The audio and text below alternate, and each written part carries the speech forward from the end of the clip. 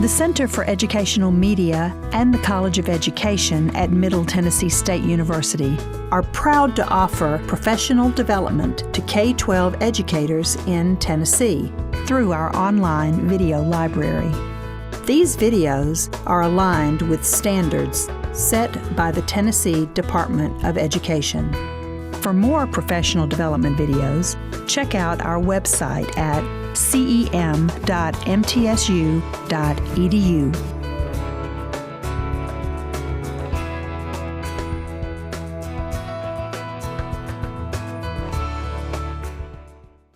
Our first session, again, is going to be on Tennessee's role in the civil rights movement, exploring key moments using historical thinking skills.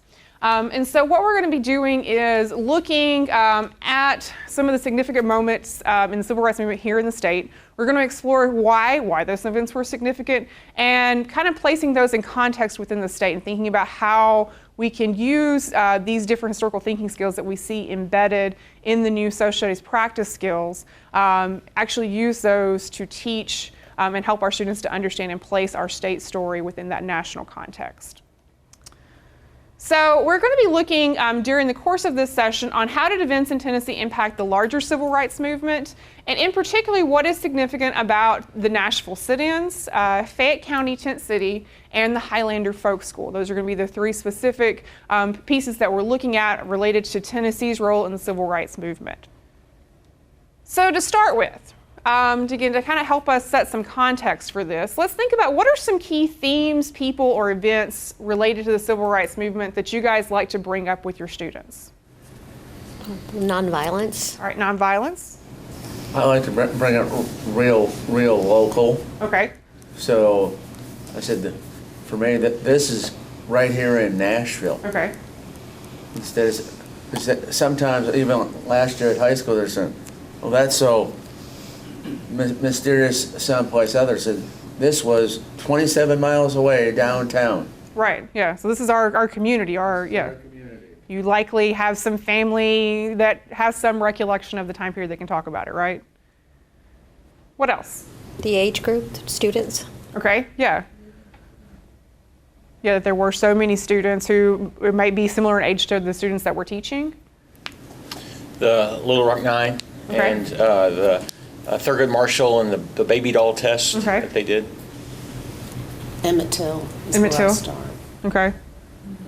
We're from Memphis, and so they've grown up knowing about this, but correcting what they think they know. Okay. So kind of taking kind of what their notions about what they know. They only know key negative moments. Okay. They don't see the positives. Obviously, we go to the National Civil Rights Museum, all of our middle school students, to try to work on that from the beginning. That's a really great point. Thank you for bringing that up, because I think something when we're thinking about either teaching the civil rights movement or just teaching the broader story of the longer civil rights movement, because a lot of times when we, with our Teaching Primary Sources program, talk about this, we like to really draw the connection of the story really from the end of the Civil War all the way through the modern civil rights movement. And we do need to be careful about how we present the information, because we don't want to just focus on the moments of violence, the moments of the horrendous acts that happened. But really we want to bring out agency, right? And we want to think about the strategies that were employed, and again, not just the negative aspects of this, but really kind of again tell that fuller story of the struggles, the challenges, the successes, and how people continue to work to move forward and advance the idea of civil rights. All right, other ideas, people or other events maybe that we'd like to bring into this? This year I'm going to be looking at the report on the 1919 Chicago race riots, okay, and how we got a better picture of life for African Americans in that report. Yeah, and I think something good to bring up with that too is to remember as we're talking about this that it's not just a story that relates to just the Southeast, right? That the story of civil rights is a national story.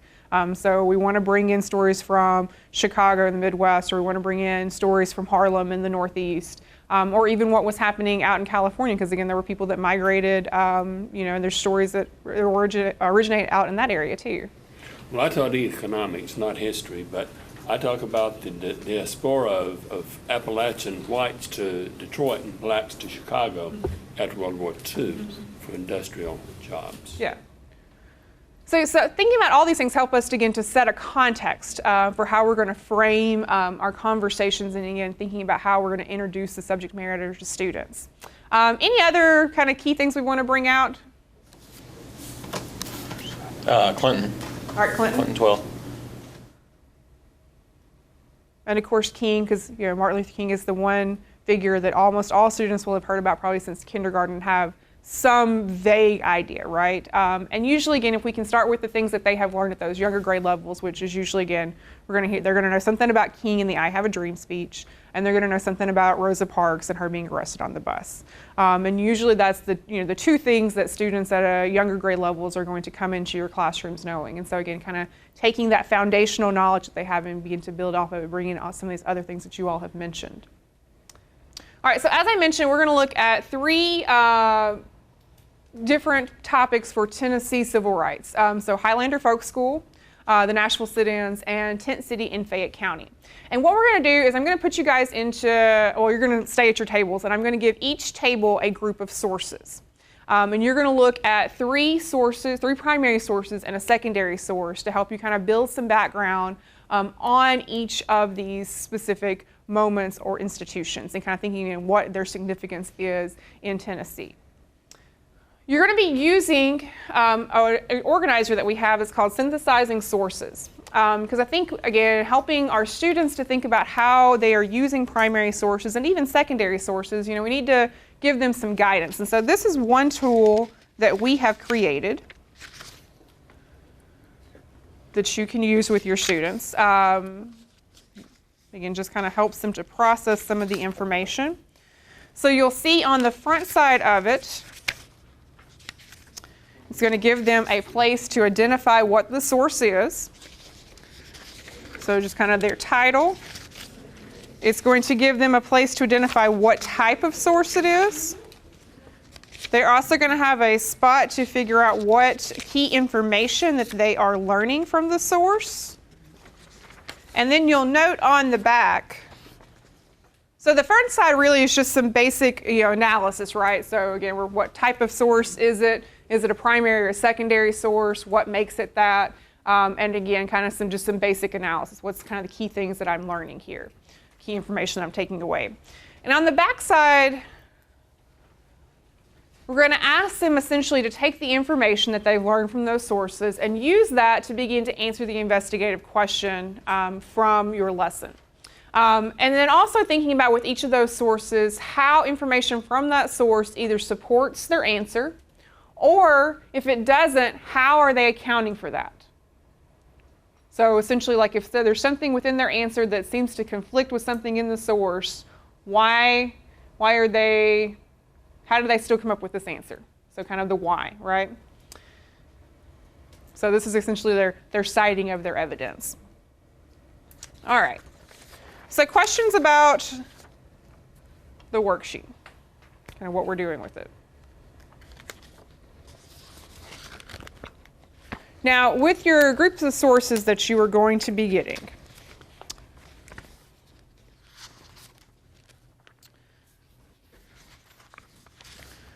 each one of these, let's see, I think all three of them have one that's a multimedia piece. And so if someone in your group has a phone or a tablet that they want to pull that up to be able to watch or listen to it, that way that you guys can see it together as a group.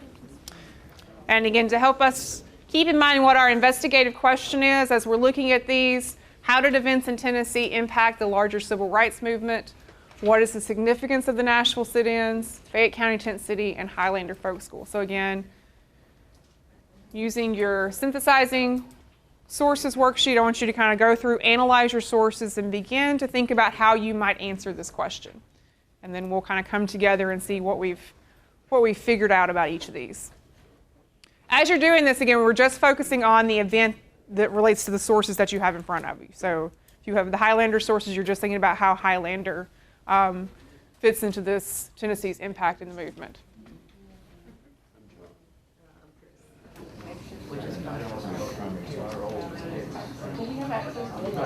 Yes, yeah, I'm going to show you where you can. Okay, so what we're going to do is we're going to go through and we're going to look at each of the sources that your groups looked at, each of the primary sources. We're not going to, I gave each of you also an article from the Tennessee Encyclopedia to give you a little background on the piece that you were looking at. We're not going to talk about that as much, we're just going to talk about the primary sources. As we go through, I want the two groups that had each one to kind of share what you discovered, what you learned from each of these sources, and then we'll talk about kind of how they helped you to come up with your answers to the investigative question. So starting with our Highlander Folk School, which was this group and our group here in the back. So starting with the Pete Seeger oral history interview.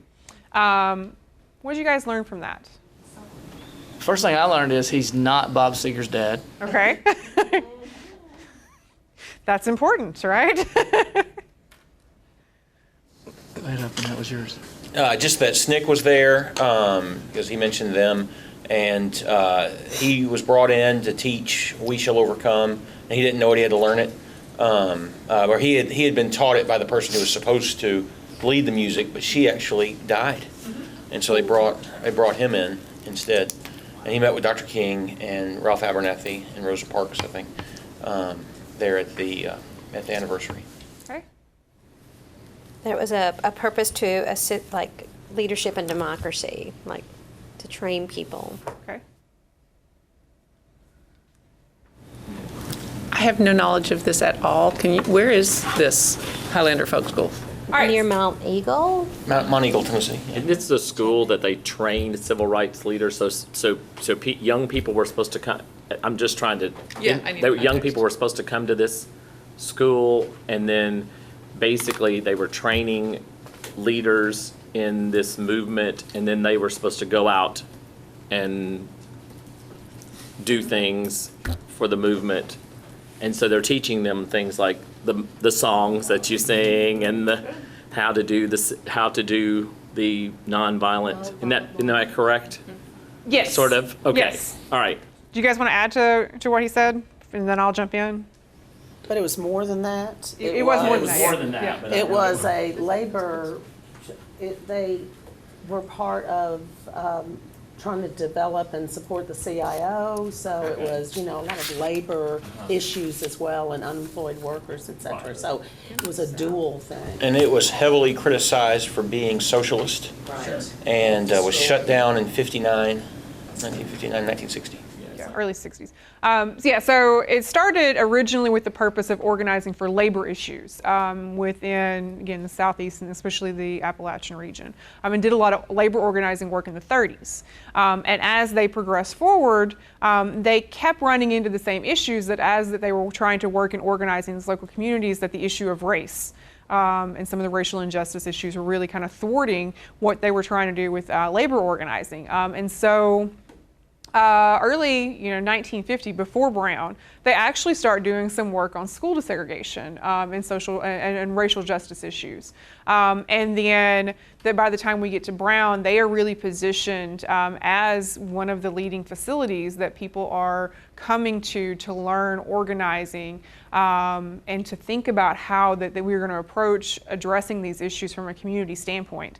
They're very much a grassroots organization in thinking that the best way to address issues is to listen to the people in the communities, and that the people in those communities have the answers to their own problems. And I think there was some tie over in this that led into the 70s and 80s in labor movements in Europe that actually used some of these strategies and used some people from these movements into those as well. So Highlander, you mentioned Highlander, and its facility at Mont Eagle is shut down in the early 60s. They move and shift. They go to Knoxville. They wind up moving again to Newmarket, which is where they're currently located. The organization still exists. They still do work and have been doing work continuously. For anybody who come to our summer institute, we actually went up there this summer. And it's interesting because you think about the mentality of movement like that and how that would leave a mark on a community. And I think about going to Mont Eagle and how sort of, I call it, Mont Eagle has this very hippie-like feel and vibe to it, like even Swanee, and it's very, even though it has this very hippie-like, it just seems like, I wonder if that left its mark, even though it's not there anymore, if that kind of left its sort of seed there in that community. Well, and the event was in the 50s with the Civil Rights Movement, but it was the 25th anniversary of the school. So it actually started, civil rights, nonviolent training in civil rights, we could actually trace back to way before the 50s. Yeah. So next you guys had this image here of Septima Clark and Rosa Parks. So what did you guys learn from this image? Well, I mean, it obviously shows that she was there to kind of prove that, that school did have a lot of predominant civil rights leaders that came through, just going off of the things that we've talked about to help the kids. The kids that stated were from anywhere from Maine to Texas. I found that interesting. There's a pretty wide range that actually got to come down, and they would help teach and then, go out and do what they needed to do. So. Just seeing two women together, thinking of their role in the movement. What do you think of? Yeah, so the role of women played within organizing and leading the movement. One reason that I like to include this image, especially again for our younger students, but even for some of our older students, they come into our classes with this idea that, Rosa Parks' activism began the day that she sat down on the bus and got arrested. And that's not true. Talking about Highlander and using sources where we can see Rosa Parks at Highlander, again, begins to illustrate to them her long history as an activist. And that it wasn't just that she was tired one day and sat down on a bus.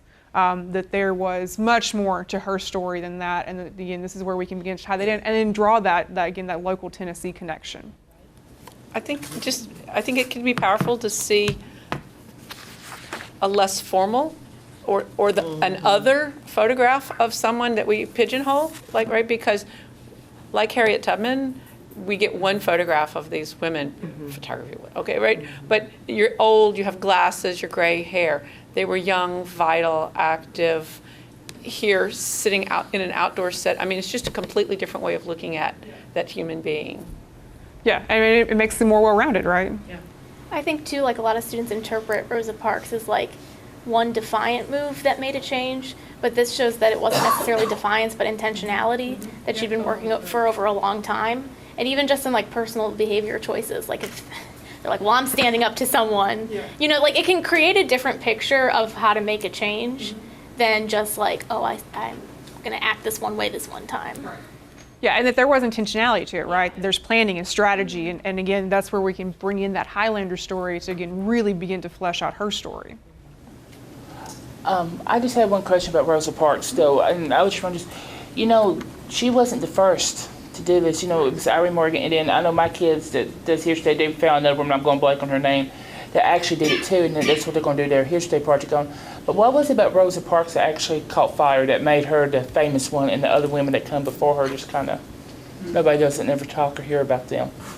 So the reason that essentially the Parks's arrest kind of sparked the boycott is the one that there had been discussion and planning, and so that they had been talking about needing a person that could go forward and they could build a movement around. Claudette Colvin is one of the women who was arrested before that. She is younger.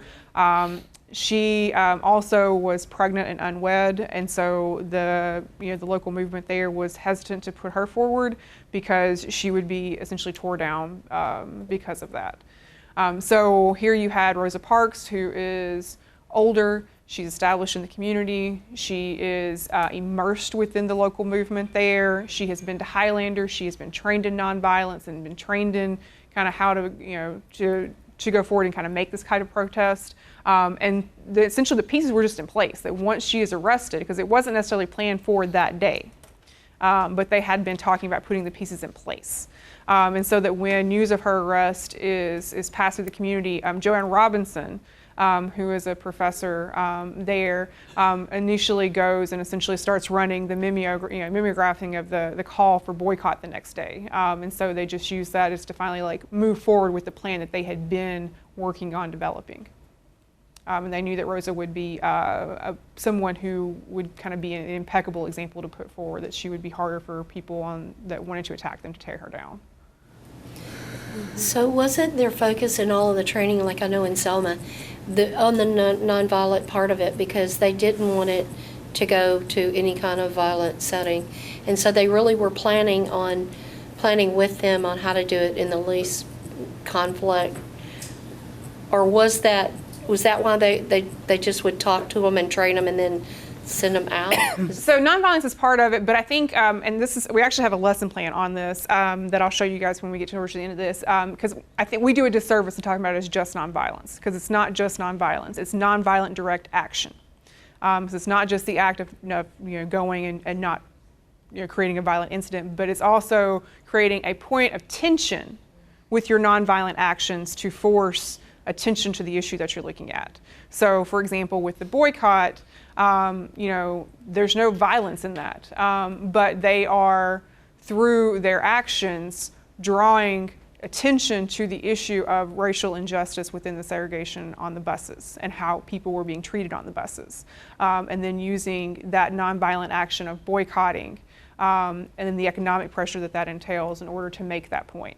And so, again, we oftentimes talk about nonviolence, but we really should be talking about nonviolent direct action, because it is about creating tension points through the use of nonviolence. But you have to have that tension point to draw focus to what it is that the issue that they're trying to address. All right, so the other piece you guys had here was this official statement of policy from the Highlander Folk School. So what did we learn from this? So we see here like a direct outline of like the goals that basically describe what you said the purpose of this school was, to be like a preparation for civil rights in this area. You also see like negative, on a more subtle note, like kind of a negative view towards capitalism that eventually would lead to its closing, the communist context of the time, communist accusations and things like that. So you see just a declarative statement of what they stand for. Okay. Anything else we'd add to that? So we see here with this group, again, we have what types of sources? Primary. But we think about what are the formats of those primary sources, though? We have a document, image. Got a document, an image, and an oral history, an interview. An oral history, right? And we had a transcript from an oral history. So it's 3 different types of sources. All right, so we're going to kind of stop on that one. We'll come back to all these in a moment. Moving on to our next group, though, you guys started, you had a video that was from an NBC news broadcast about the Nashville sit-ins. What did you guys learn from that video? Well, you had personal conversation. You heard personal conversation from why they did it and what they felt as they were doing it. They just wanted to be able to walk in, sit down, and you're just sitting next to someone. You're not engaging with them. You're just walking in, you're just sitting down. Again, it goes back to their intention was just to show we can do this. But in doing so, of course, at that time in history, it did create a tension because suddenly they were someplace that was uncommon for them to be. And so it suddenly brings attention to what they wanted the attention brought to, but not in a way that they were going in and signs and protesting and all of that. They just went in and sat down. That's it. And I last year I coupled this with the old Eyes on the Prize videos and the segments, and I just kept going. Okay, I can pick out this from this episode. Gives me more in depth than another resource. Yes. To a point where the kids would turn to me and say, "Oh man, we've already seen this." Yeah. Yeah, Eyes on the Prize is a fabulous source to use, and of course there's some great primary source footage within that documentary series from Nashville as well. It was interesting, the interviewee who talked about the goal of humanization is actually accomplished in the type of source that you get to see and hear voices of people, not just see captured stills, right, but really hear their voices, and you get a sense of their character. Right. Yeah. To see them, speak, and then also just to see kind of how they hold themselves, right? How they present themselves. And I think that really is something that you get when we have video footage that you don't quite capture in the same way as we do with just still photographs. We also did have a little bit of a discussion. This is clearly primarily a primary source, but would the journalistic elements also count as secondary? No, not here, because again, as you pick this apart, so this, even from the journalistic standpoint, is telling us essentially like what was the, I hate to use the term, but what is the kind of the mainstream media's take on what's happening at that time? How are they interpreting and sharing what's happening? And that itself was a primary source for that time period. All right, so you guys also had an excerpt from an oral history with Reverend C.T. Vivian. So what did we learn from that piece? I mean, he talked about how the people came together to do the march, you know, the impact of that there was a lot more people than maybe was nationally reported, those types of things. And then the conversation between Diane and the mayor. Okay. It also helps to kind of explain the political cartoon a little bit more, provide some context for what might be happening in that, which we had interpreted a little differently on first glance. So yeah, so the other piece that you guys had was this political cartoon. And this one actually is not a Library of Congress source. This comes from the Tennessee State Library and Archives. So what was your take on this? In some ways, you get the outside influence moving toward Nashville versus our discussion of Nashville influencing the outside with the quotes from New York and NAACP. Sort of the wider civil rights impacting Nashville, who would then impact outward. What did you all think of this one? What did you take away from it?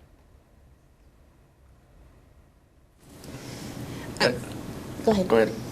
Oh, I just kind of saw like it said it read the same on both sides, but the message wasn't the same on both sides, right? Like the words were the same, but the intent and the message wasn't the same. Okay.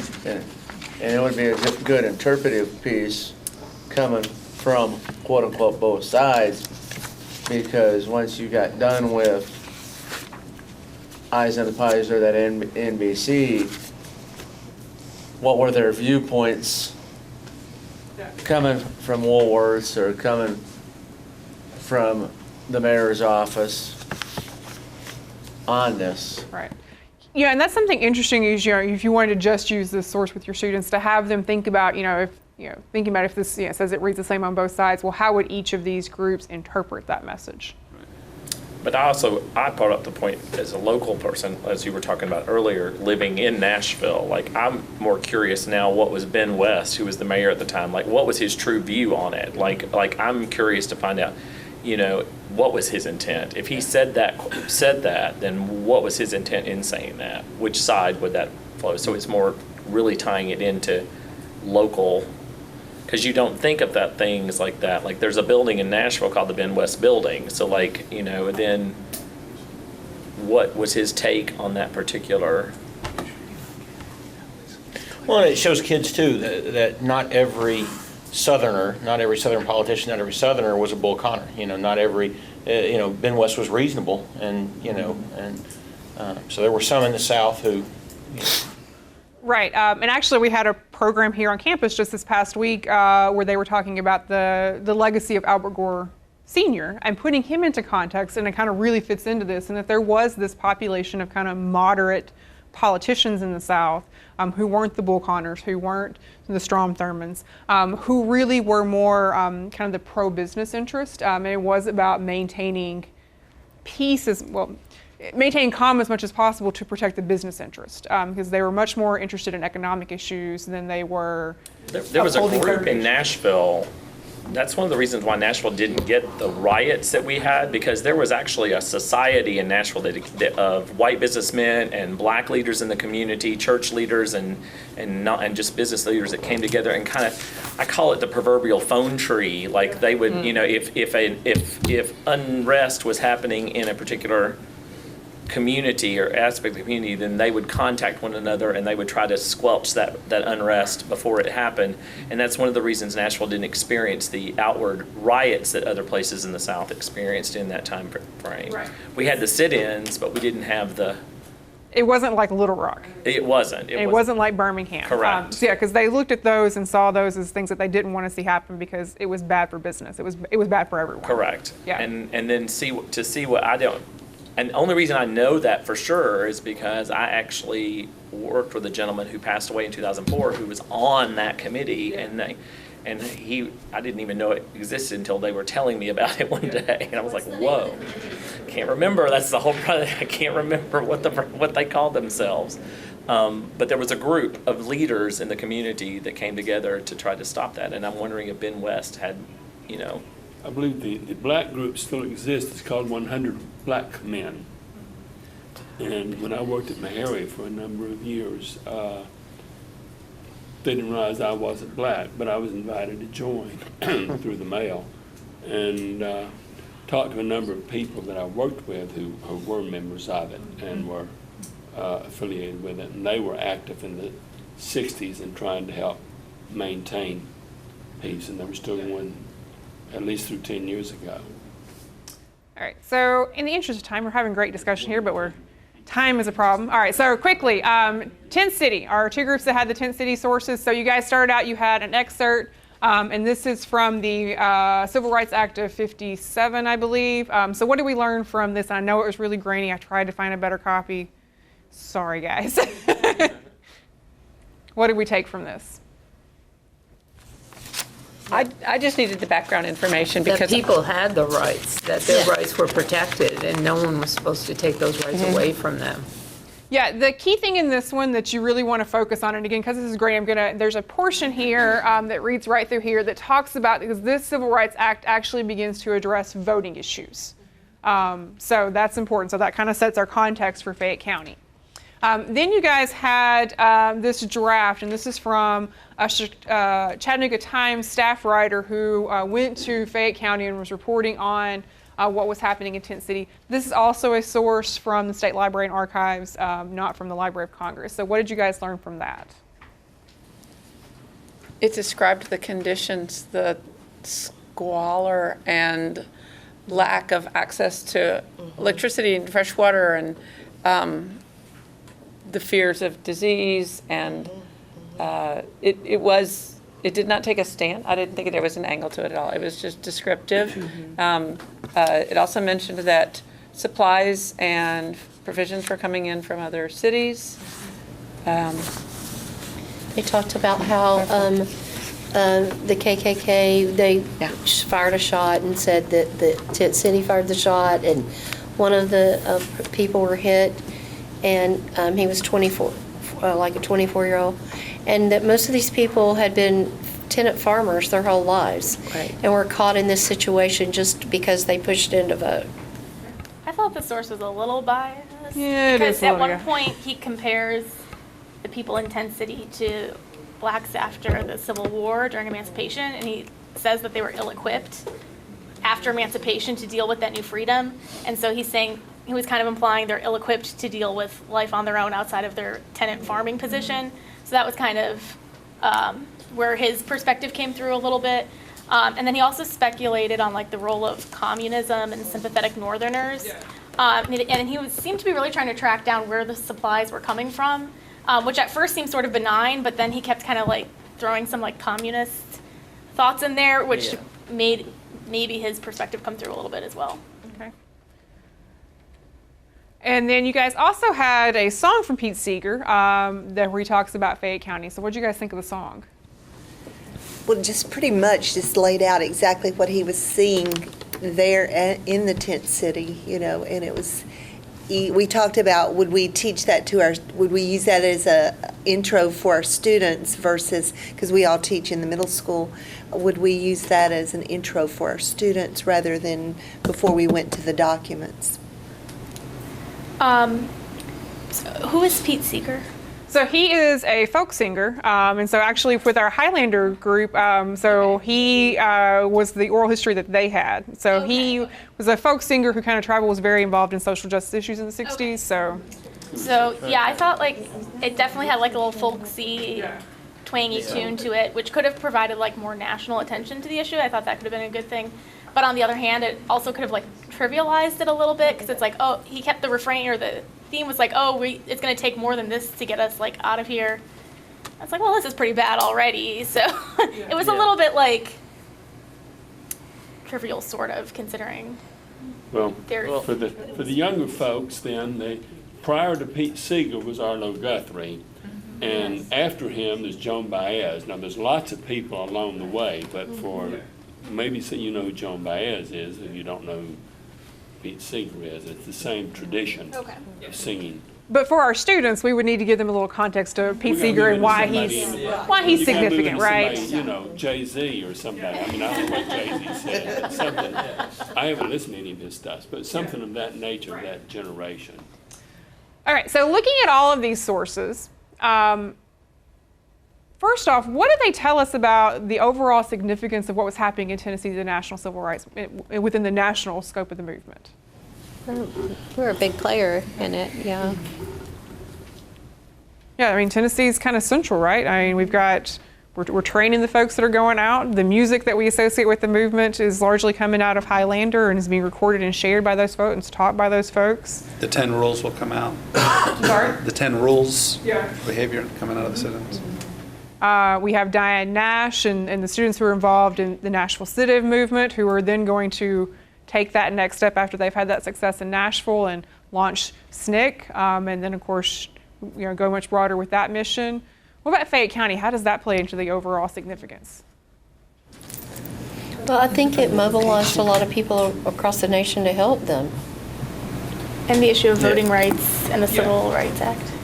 So we have this early story of like a community pushing for voting rights, and then we see the national response to what's happening in Fayette County. And it's this very rural area, but we see nationally. I mean, you can do searches in some of the newspapers and do Fayette County, and you will see across the country in any African American newspapers during the time period, there's always an article somewhere in the paper about what's happening in Fayette County and asking for either assistance or reporting on assistance that's been sent from those communities.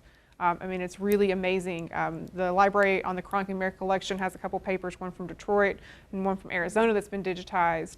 And in both of those papers, you will constantly see information about, again, things that have been sent to Fayette County or just kind of updates on what's going on throughout this period. So it really, again, speaks to the scope of how information is being shared about Fayette County and the attention that they've been able to garner. So thinking about this, how did the unique circumstances of time and place create the context and contribute to what was happening here? So time and place. So first off, let's think about place. We're thinking about each of these and where they are located within the state. How did their geographic location within the state contribute to what was happening in those spots? Well, I think at Tent City, the fact that it was rural exacerbated the problems because they kept talking about how they didn't have medical supplies and things like that. And so if this had happened in a city, it might not have had the same dire consequences because your access to food is limited. You have to go so far to get everything. And so I think that sort of exacerbates the issue there because it is a rural community and they have to set up in the middle of nowhere. Okay, so we got kind of the rural nature of what's happening in Fayette County. What else? We'll start with Fayette The County. sit-ins are in Nashville, which is the capital. So you're in close proximity to just the lawmakers and the, Well, and you've also got 3 or 4 historically black colleges in Nashville as well. And Nashville is centrally located in the region. I mean, we're close to, we're not far from Chicago. We're not far from Chicago and other places as well. So we're like So I centrally think what located. you said with Fisk, TSU, Meharry. Meharry. You can't lose Commercially, Garrett out there's either. enough stores to make an impact. Sorry? Commercially, there are enough stores to have a wider impact. One of the things I did last year is I brought it all the way down. I said, okay, with the sit-ins, you have to understand the historical complex. It wasn't only until 51 to where we had integrated athletics in the state of Tennessee. And all of a sudden, I see young men and women going, huh? And bringing in Pearl Cone and Father Ryan, and there's the end of the book. Right. So the other thing, okay, so Highlander. When we think about the context of where Highlander is located in the state, how does that play into its story? I think the remoteness of it contributed to being able to do it without being in the forefront. The training could happen and not be interrupted. You didn't have the metropolitan areas that existed in that time that would have interfered with it being in a mountainous region. You would have had inaccessibility. So they could go there for long periods of time and never be interrupted. So they had an event, they could have an event and really never be affected by the media, which for their training would have been very beneficial. Yeah, I mean, I-24 had not been built yet. Yeah, so we don't have the interstate system yet. So it is very remote, very isolated. So that does play a part. The other thing, especially when we think about how Highlander brings together the labor movement portion of it with the civil rights movement, Highlander originally starts there because that portion of East Tennessee is very active in labor organizing. And so, the textile strikes and things like that come out of that region.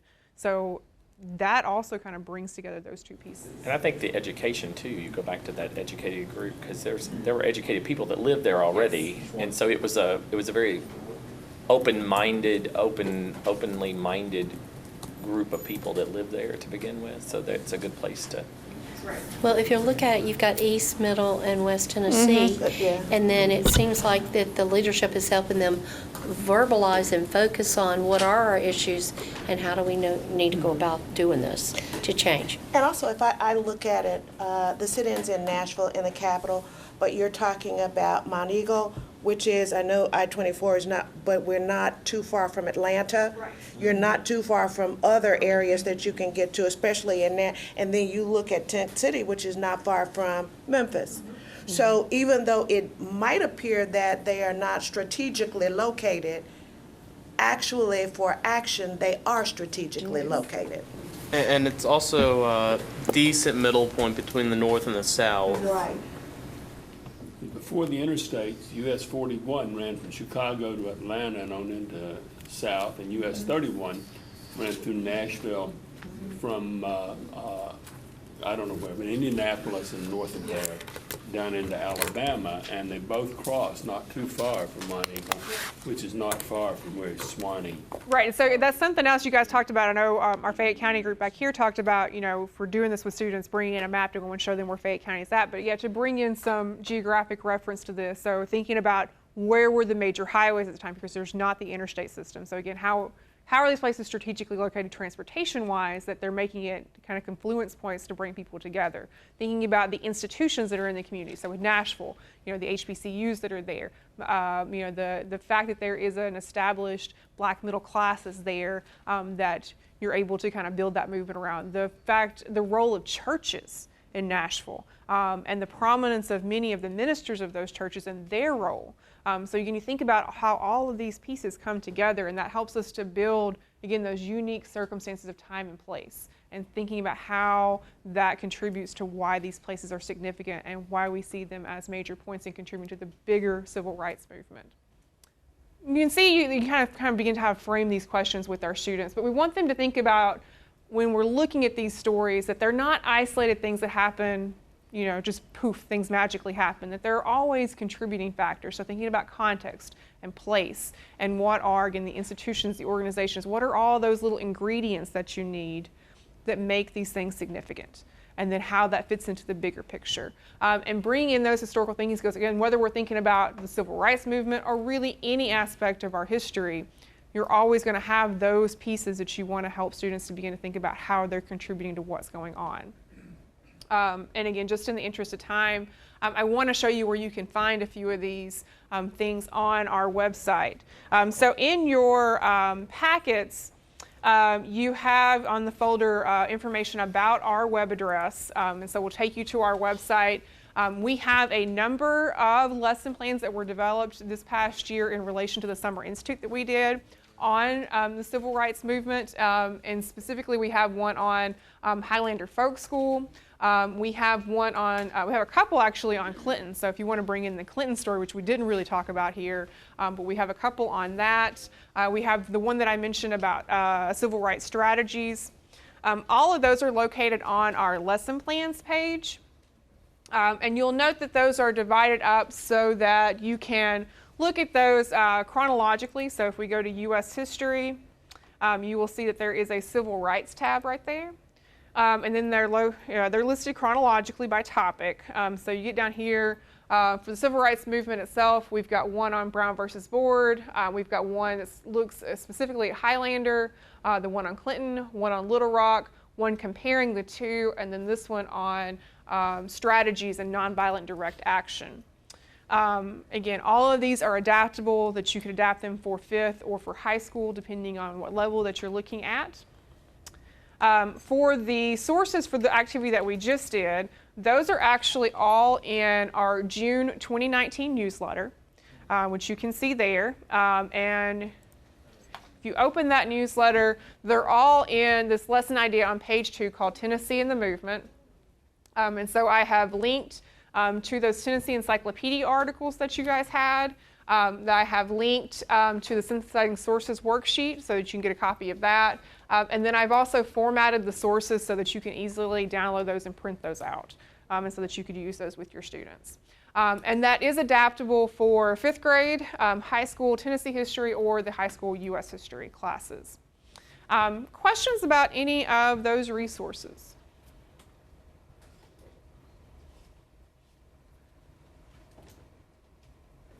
Thoughts about how you might use some of this stuff with your students? I liked how it felt very inquiry-based. So I liked that, and being able to have source sets, like different source sets.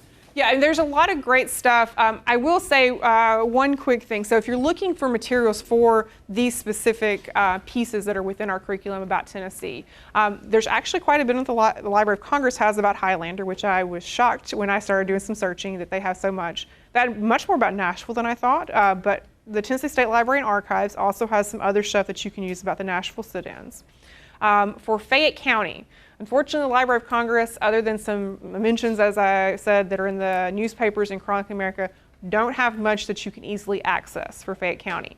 The State Library and Archives website does have quite a few things.